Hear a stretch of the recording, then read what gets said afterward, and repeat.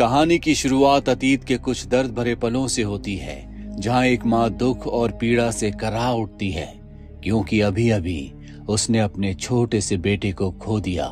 दूर से उसे दो आंखें देख रही है। कहानी प्रेजेंट में आती है, जहां हमें जॉन हेनरी नाम के एक आदमी को दिखाया जाता है, जो आज पूरे 10 सालों के बाद अपने पिता के पास गांव वापस लौट रहा है। पहले वो सेना में था। सेना छोड़ने के बाद उसने बुरे लोगों का साथ दिया, उसने कई लोगों को मारा, पर आज वो वापस अपने गांव लौट गया है। दरअसल उसके और उसके पिता के बीच में जो रिश्ते हैं वो बहुत अच्छे नहीं हैं, जिस वजह से उसके पिता उसे देखकर खुश नहीं होते।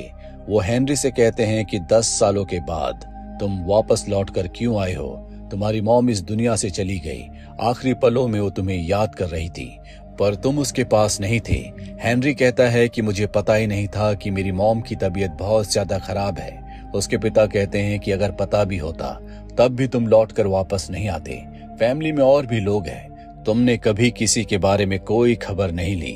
मैं जानता हूं कि सेना में तुमने कितने लोगों को मारा था, और जब तुम सेना से निकले वहां भी तुमने कई मासूम लोगों को मारा।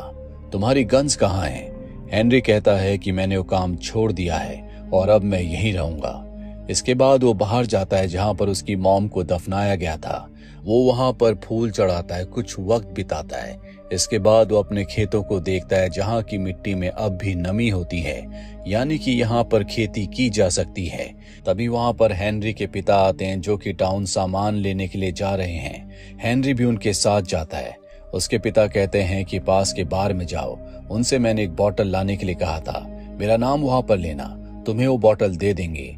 जिसके बाद वो उस बार में जाता है, जहां पर वो अपने डैड के नाम के साथ अपना नाम भी बताता है। उसका नाम सुनकर सब हैरान हो जाते हैं, क्योंकि सबको पता है कि हेनरी ने अपनी जिंदगी में क्या क्या कारनामे किए हैं। और फ्रैंक नाम का एक लोकल क्रिमिनल उसके पास आता है और कहता है कि मैंने तुम्हारा नाम सुना है, मुझे पता है कि तुमने क्या क्या किया है, लेकिन तुम ये मत समझना कि तुम यहाँ पर अपने जैसे अकेले हो, तुम्हारे जैसे यहाँ पर बहुत हैं। मैं खुद 4 लोगों को मार चुका हूँ। तभी वहां पर डेव नाम का एक आदमी आता है, जो सबसे कहता है कि अब हेनरी को कोई परेशान नहीं करेगा।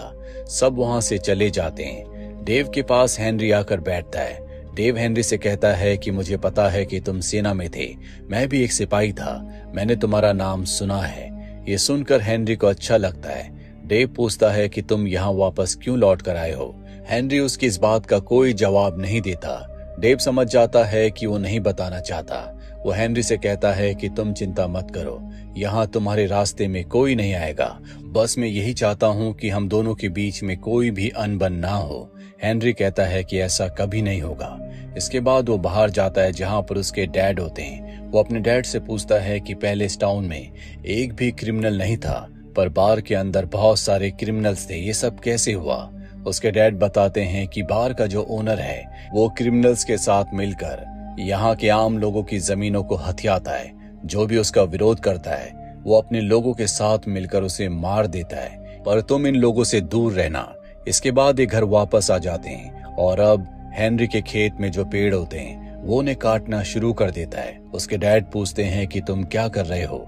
वो कहता है कि मॉम की इच्छा थी कि हम यहाँ पर खेती करें, इसीलिए मैं इस जगह को साफ कर रहा हूँ। उसके डैड कहते हैं कि मैं इसमें तुम्हारी मदद नहीं कर पाऊंगा, तुम्हें जो करना है तुम कर सकते हो। और अब उसके डैड चर्च जाते हैं, जहां पर आसपास के जितने भी लोग होते हैं जो चर्च आए होते हैं, वो सब एक ही बात पर डिस्कशन कर रहे होते हैं कि बार का जो ओनर है उसकी गुंडागर्दी दिन प्रतिदिन बढ़ती जा रही है, और अब वो जबरदस्ती एक और आदमी की जमीन को कम से कम पैसों में खरीदना चाहता है, पर वो आदमी अपनी जमीन नहीं बेचना चाहता।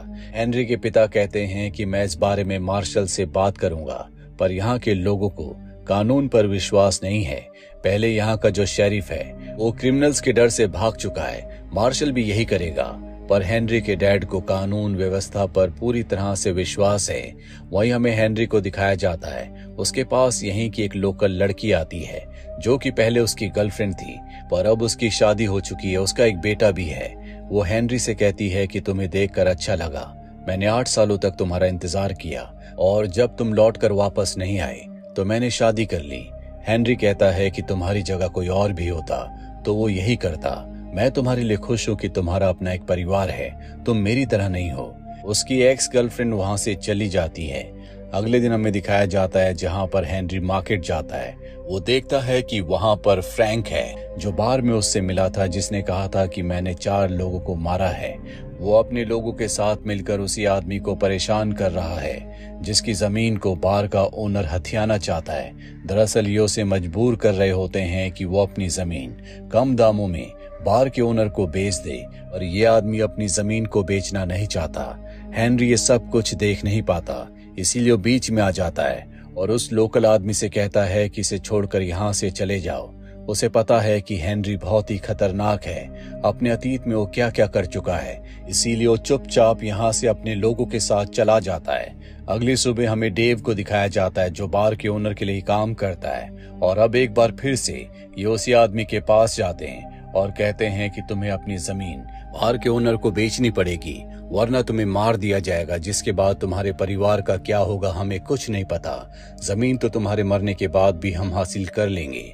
और अब ये आदमी सोच में पड़ जाता है। डेव के साथ फ्रैंक और उसकी गैंग भी है।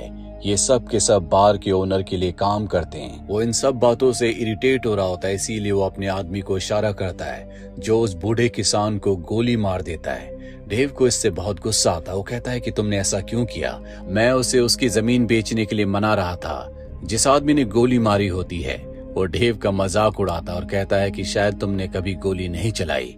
डेव अपने गुस्से को कंट्रोल नहीं कर पाता और उस आदमी को गोली मार देता है, और अब सब के सब यहाँ से चले जाते हैं। वहीं अब टाउन के जितने भी लोग होते हैं वो सब के सब हेनरी के पिता से कहते हैं कि बार का जो ओनर है उसकी गुंडागर्दी दिन ब दिन बढ़ती जा रही है। हम चाहते हैं कि तुम्हारा बेटा उन्हें सबक सिखाए। हेनरी के डैड कहते हैं कि उसने वो काम छोड़ दिए हैं, मैं नहीं चाहता कि तुम उससे बात करो। वहीं डेव को दिखाया जाता है जो बार के ओनर के पास आता है। बार का ओनर डेव से कहता है कि लोगों के दिल और दिमाग में हमारा डर होना चाहिए। जब तक उनके दिल और दिमाग में डर नहीं होगा वो अपनी जमीन हमें नहीं देंगे, और गोली चलाए बिना ये डर पैदा नहीं हो सकता। मुझे लगता है कि तुम इस काम के लिए सही नहीं हो, इसीलिए मैं चाहता हूँ कि तुम हेनरी के ऊपर नजर रखो। वो किसी भी कीमत पर हमारे खिलाफ नहीं होना चाहिए। वही हेनरी को दिखाया जाता है जो अपने खेतों पर काम कर रहा होता है। वो अपनी मॉम की आखिरी इच्छा को पूरा करना चाहता है। वहां पर उसके डैड आते हैं और कहते हैं कि तुम क्या साबित करने की कोशिश कर रहे हो? वो कहता है कि कुछ भी नहीं, बस मैं अपनी मॉम की इच्छा को पूरा कर रहा हूँ। उसके डैड कहते हैं कि तुम्हारी मॉम की आखिरी इच्छा थी कि वो तुम्हें देखे, जिस इच्छा को तुम पूरा नहीं कर पाए। हेनरी कहता है कि आप मुझे कभी पसंद नहीं करते थे। बचपन में जब मैं अपने भाई के साथ नहाने गया था, डूबकर उसकी मृत्यु हो गई थी, तो मैंने आपकी आंखों में नफरत देखी थी। शायद आप चाहते थे कि उसकी जगह मैं मारा जाता। हेनरी के डैड कहते हैं कि मैंने अपने दोनों बेटों को बराबर प्यार किया था, लेकिन अगर तुम्हारा बड़ा भाई जिंदा होता तो वो तुम्हारी तरह कभी नहीं बनता। वो कभी इतने लोगों को नहीं मारता। ये सुनकर हेनरी वहां से चला जाता है। वही हमें बार के ओनर के लोगों को दिखाया जाता है जो एक और आदमी की जमीन को हथियाने के लिए जाते हैं, पर वो लोग पहले से तैयार थे। उनके ऊपर गोलियां चलाते हैं जिससे 2 लोग मारे जाते हैं, और अब बार के ओनर के जितने भी लोग होते हैं वो भागकर वापस बार में आ जाते हैं। दूसरी तरफ हमें हेनरी को दिखाया जाता है जो अपनी एक्स गर्लफ्रेंड के पास जाता है। वो कहती है कि जब युद्ध खत्म हुआ तो मुझे लगा तुम वापस आओगे, क्योंकि युद्ध खत्म होने के बाद हर सिपाही अपने घर लौट कर आता है, पर तुम वापस लौट कर नहीं आए। हेनरी कहता है कि मैं आना चाहता था पर मैं वापस लौट कर नहीं आ पाया। अब वहां पर उसका हस्बैंड आ जाता है जो कि हेनरी को वहां पर देख लेता है। रात को वो अपनी वाइफ से पूछता है, क्या तुम मुझसे शादी करके पछता रही हो? क्या तुम अब भी हेनरी से प्यार करती हो?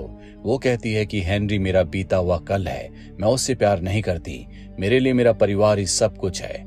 हमें फ्रैंक को दिखाया जाता है जो एक बार फिर से उसी जगह पर जाता है जहां पर सुबह उसके लोगों के ऊपर गोलियां चलाई गई थी, जिसमें उसके 2 लोग मारे गए थे। फ्रैंक छुपकर उस किसान को गोली मार देता है जिससे उसकी मृत्यु हो जाती है। उसकी मृत्यु से उसकी पत्नी पूरी तरह से टूट जाती है। वो बार के ओनर के पास आती है और खुद अपनी पूरी जमीन उसके नाम कर देती है, क्योंकि वो नहीं चाहती कि उसके परिवार के और भी लोग मारे जाएं। अगले दिन हेनरी बार में आता है जहां पर फ्रैंक और उसके लोग जानबूझकर उसे परेशान करते हैं, पर वो उनसे लड़ना नहीं चाहता। और जब वहां से जा रहा होता है तो फ्रैंक और उसके लोग उसे बुरी तरह से मारना शुरू कर देते हैं। वो सबके सामने हेनरी को लाते हैं और कहते हैं कि अगर तुम्हें लगता है कि हेनरी तुम्हें बचाएगा, तो ये तुम्हारी गलतफहमी है। वहां पर उसकी एक्स गर्लफ्रेंड भी होती है जो अपने हस्बैंड और अपने बच्चे के साथ है। वो हेनरी की मदद करने के लिए जाना चाहती है, पर उसका हस्बैंड उसे रोक लेता है, पर वो उसका हाथ छुड़ाकर हेनरी की मदद करने के लिए आती है, जो देखकर उसके हस्बैंड को बहुत गुस्सा आता है। वो बार के अंदर जाता है, जहां पर बार का ओनर उसके पास आता है और कहता है कि हेनरी वापस लौट चुका है, तुम अपनी वाइफ को रोक नहीं सकते, ना ही उसके ऊपर 24 घंटे नजर रख सकते हो। सबसे अच्छा यही होगा कि तुम अपना घर और जमीन मुझे बेच दो और किसी दूसरे शहर जाकर बस जाओ। उसकी बात वो मान लेता है। दूसरी तरफ हमें डेव को दिखाया जाता है, जो हेनरी से मिलने उसके घर पर आता है और कहता है कि मैं नहीं चाहता कि तुम बंदूक उठाओ, क्योंकि अगर तुमने बंदूक उठाई तो तुम बार के ओनर के सभी लोगों को मार दोगे, और तुमने अगर ऐसा किया तो बार के ओनर की तरफ से मुझे तुमसे लड़ने के लिए आना पड़ेगा, और मैं ऐसा नहीं चाहता। हेनरी कहता है कि मैं ऐसा कुछ नहीं करूंगा। इसके बाद वो अपने खेतों पर काम करने के लिए जाता है। वो देखता है कि उसके डैड पहले से वहां पर काम कर रहे हैं। दरअसल वो हेनरी की मदद करना चाहते हैं। आज कई सालों के बाद ये दोनों एक दूसरे से अच्छे से बात करते हैं, एक दूसरे के साथ काम करते हैं, जिससे हेनरी को बहुत अच्छा लगता है। अगले दिन हेनरी के डैड जब चर्च में होते हैं तो हेनरी भी चर्च में आता है। कई सालों के बाद आज वो चर्च में आया है।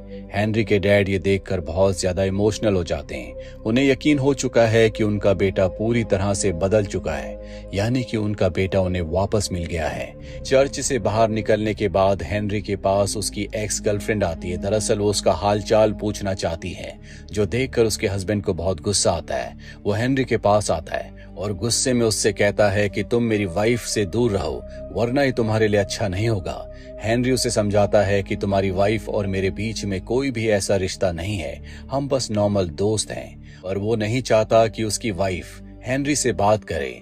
इसके बाद वो बार के ओनर के पास जाता और कहता है कि उस दिन मैंने तुमसे कहा था कि मैं अपनी जमीन और घर तुम्हें बेचूंगा, पर मैं ऐसा नहीं करूंगा। मैंने अपना इरादा बदल दिया है। अगर मेरी वाइफ को मुझे धोखा देना होगा तो यहाँ से दूर जाने के बाद भी वो मुझे धोखा दे सकती है। ये सारी बातें सुनकर बार के ओनर को बहुत गुस्सा आता है। वो कहता है कि मेरी एक आदत है, एक बार अगर मैं डील कर लूं, मैं उस डील को पूरा करके ही रहता हूँ। वहीं हमें हेनरी के डैड को दिखाया जाता है, जो हेनरी से मिलने के लिए चर्च के अंदर जाते हैं, जहां पर हेनरी उन्हें बताता है कि कुछ वक्त पहले मेरी दो लोगों से लड़ाई हो गई थी। मैंने उनके ऊपर गोलियां चलाई, मैंने दोनों को मार दिया, लेकिन इस मुठभेड़ में एक बच्चे की भी मृत्यु हो गई, जिसके बाद उसकी मॉम उसकी बॉडी के सामने बैठकर उसी तरह से रो रही थी, जिस तरह से बचपन में मेरी मॉम मेरे भाई की बॉडी के सामने बैठकर रो रही थी। यानी कि कहानी की शुरुआत में जो हमने सीन देखा था, जहां पर एक लेडी अपने बच्चे की बॉडी के सामने बैठकर रो रही थी, दूर से उसे दो आंखें देख रही थी। वो आंखें और किसी की नहीं बल्कि हेनरी की थी। और उसी घटना के बाद मैंने जुर्म की दुनिया को हमेशा के लिए छोड़ दिया।